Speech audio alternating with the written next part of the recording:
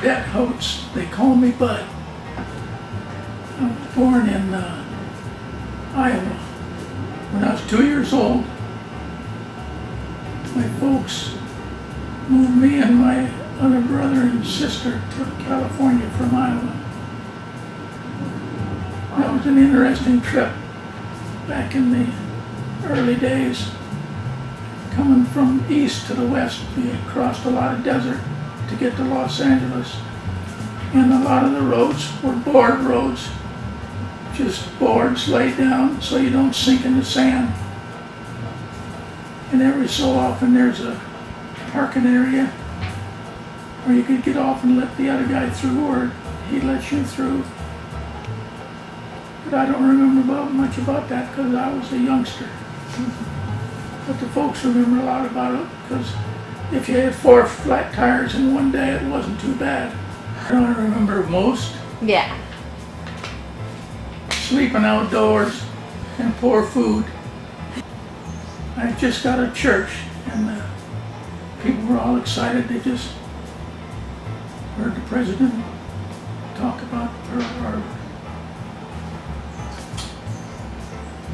It wasn't too long that they asked me to join the war. They said I wouldn't mind it, but they said join the force. So I got in the Army and did my duty and come home okay.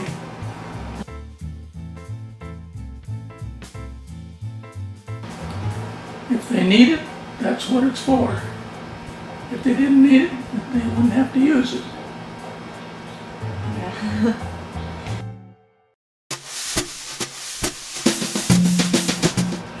Texas and Louisiana maneuvers. Infantry maneuvers. In Louisiana maneuvers, you didn't feed on schedule. They had to put you out in the woods.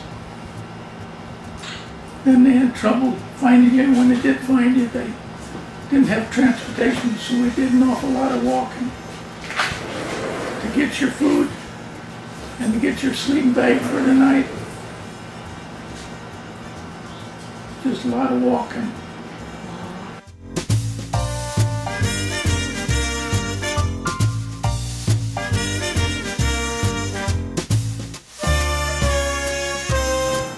Oh yeah, it's a whole new different thing, yeah.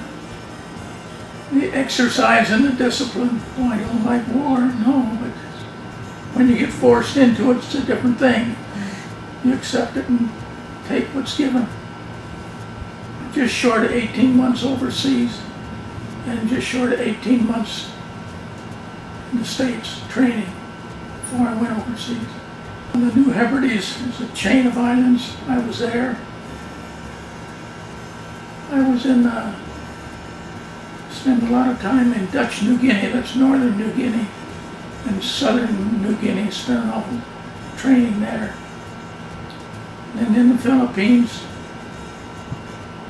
Leyte, and the big South Island, I think it's Mindoro.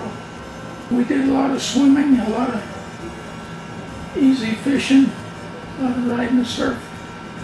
Was our captain of our infantry unit. He was the captain of our infantry unit.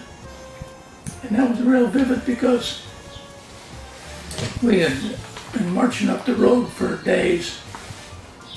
And one afternoon, Japanese set up roadblocks. And we had to scatter out in the woods. Our captain was on the road. The road was a bad place to be. He got up to move and caught a bullet right in the groin, and it came out testicle. So he was in great pain. And I remember that night, we spent that night in the woods. The Japanese didn't come out of the woods any further. They retreated back in. I still remember all night long you could hear him moan.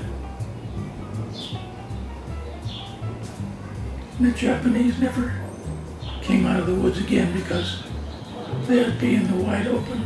That afternoon, the Air Force came over and bombed the woods real heavily. And then we got on the road and went back to the staging area where we came from. And then it was interesting,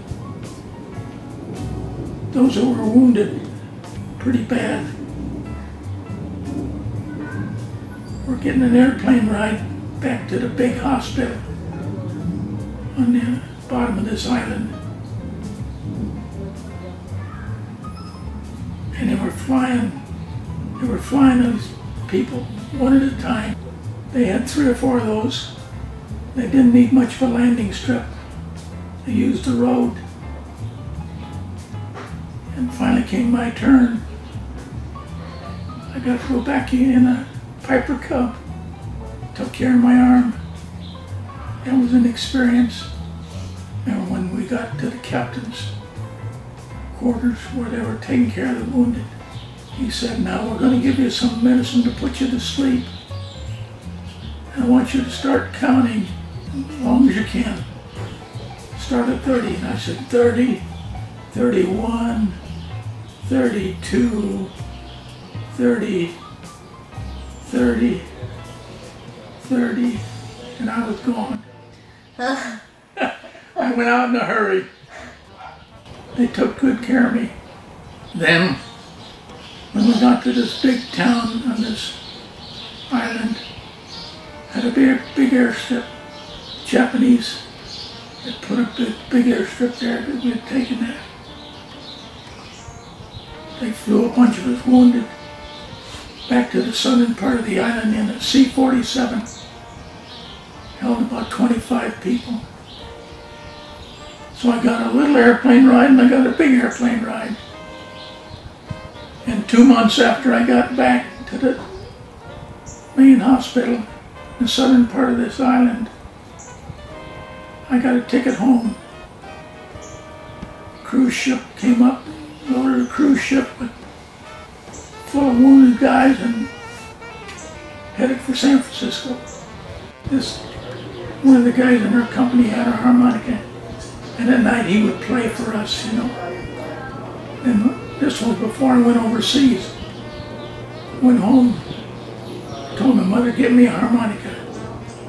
She got one of them big chromatics, and I had that until I got wounded, and it was in my pack. And I took my pack off. When the Japanese opened up on us from the woods, I took my pack off because I could get closer to the ground. Just something to shoot at, you know. I took that pack off. My harmonica was in it. And I didn't think any more about my harmonica.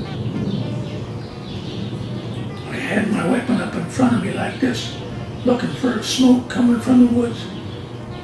That would be the enemy. And I saw no smoke. I heard it whack. And I looked, they shot the stock off my rifle. So I took the trigger group out of my rifle, flipped the parts out of the trigger group. So the Japanese, when they found that rifle with the parts of the trigger group, they couldn't use it without all the parts. That's why he was instructed to do that if you could. Then I started back on my elbows and knees. I started back and I saw this sergeant. He was coming this way, and I said, "There's trouble over there." I said, "Don't go back there, it's bad. They hit me." He said, "Well," he says, "he's got a lot of money in his pack." I said, "Well, I probably had a few dollars in mine, but I missed my harmonica, but I'm not going back after it." And he was killed trying to get his pack on the southern island of New Guinea. One night, storm come up on us. we were sleeping. We had big tents, 4 cots to a tent, 4 people's. In the center of the tents, we put our gear, spare clothes and all our camping gear, sleeping bags. Then the storm hit us. And it was just like an ocean coming through the center of that tent. Took everything that was loose out, our clothes, eating utensils. Never found any of it.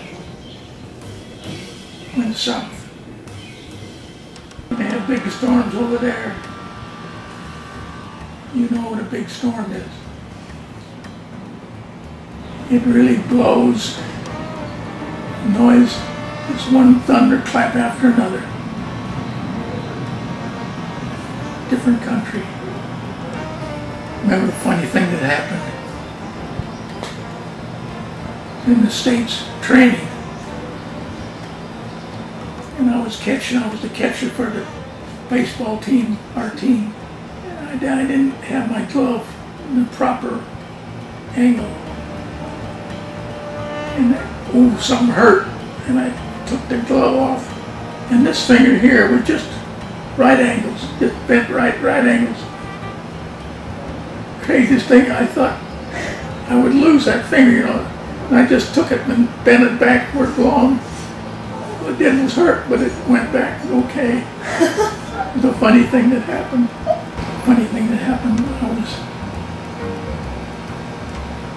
We were camped close to the ocean, just at a rest camp in the island. There was no action. I went down to the ocean, took off my clothes, just left my shorts on, swam in the ocean, and I was catching waves, body surfing, you know. And I caught a real good wave. Took me right up to the dry sand, and I rolled over and it hit my head on one of them waterproof Jeeps. This guy was driving along, and lucky he saw me, because I drove right up and I rolled over and hit my head on his Jeep. That was unusual. Yeah. Afternoon there on Big Island, we had to send out patrols. 2 or 3 times a day we send a patrol into the enemy for unknown country, just to see where we're going to go. And then when we got enough information from it, we said, well, that looks safe enough. And then the company or the battalion, or however big the force was, would go there the next day on a big maneuver. It was late in the afternoon, and we were getting ready to come back, and the Japanese had infiltrated, and they found us, and they opened us up with guns on us, and we all hit the ground, those that could. I had my BAR. And I looked into the jungle. It was about 100 yards from the jungle, from this big opening where the company was. And I thought I saw something. And I flipped the peep sight up on my BAR. And I couldn't get a good picture. So I think I see a soldier. And I flipped it down and used open sights. And I could just see this much of him. This much up, just khaki outfit and a cap. And he was waving his arms, directing troops, I guess. And I pressed the trigger on that BR and bang, bang. I only wanted 1 shot, but 2 went off. And the picture just disappeared. I don't know if I hit him or not. I think I did, but I got no proof of that. As far as the war went, that was the only guy that I thought I hit. I did a lot of shooting, but you don't know where you're going. One night, this was in Southern California, we were at a beach party late at night, swimming in a bonfire, hot dog, beer, you know. I was too young for that, but we had it anyway.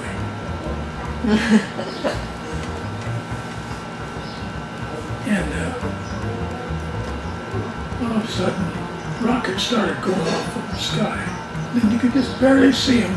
We only saw one or two aircraft.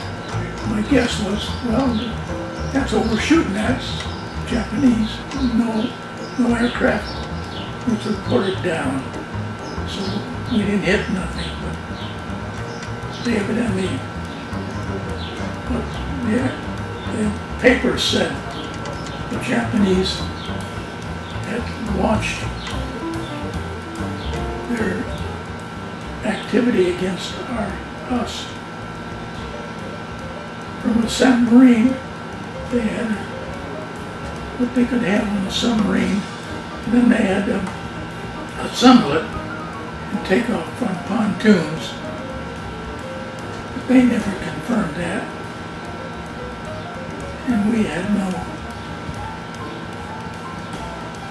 proof except that there were two planes way up in the sky, and the paper said that could have been our planes beyond the burst, just to show us what it would be like. So we never did know the truth of that.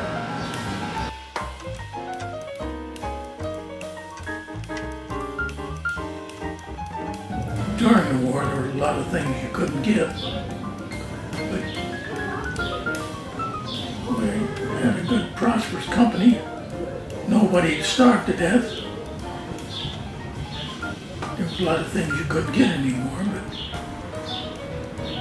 we had so much available that you just changed brands or something.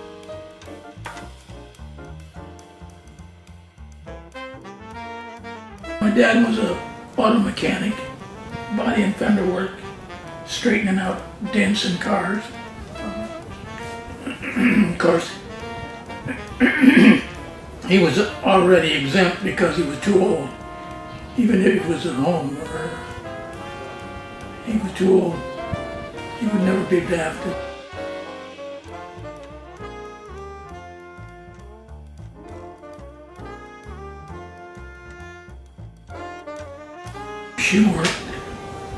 She worked during the war, office work.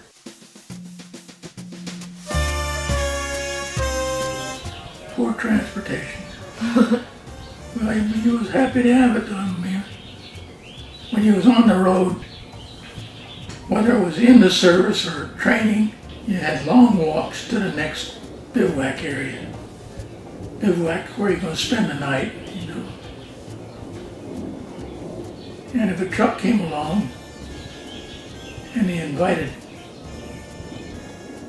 enough people to fill that truck, he was glad to be one of the lucky ones. Because you're carrying that pack, the rifle, and 10 miles was a long walk. So when we got a chance to ride, we took it.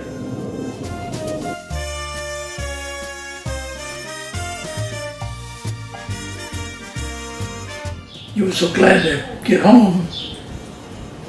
There were maybe a few items you couldn't get because the military needed them more than the civilian population. You were so glad to be home you didn't worry about raising a fuss.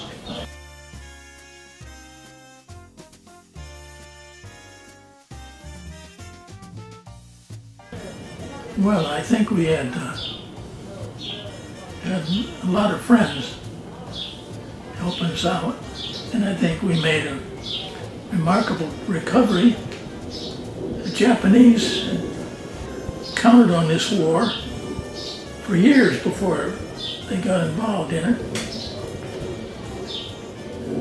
So they were way ahead of the game. I think we did a good job quick to get back into it. That was my wartime experience.